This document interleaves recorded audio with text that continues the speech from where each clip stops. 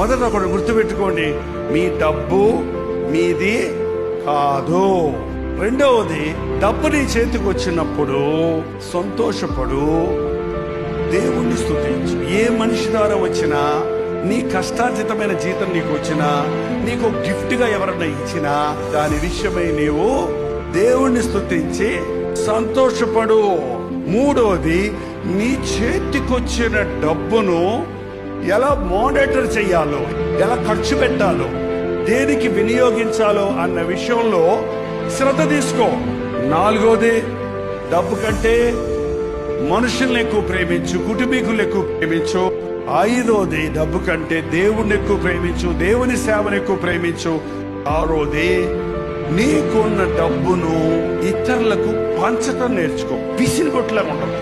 7వ పాయింట్ ఏంటంటే, డబ్బు విషయంలో నమ్మకంగా ఉండు.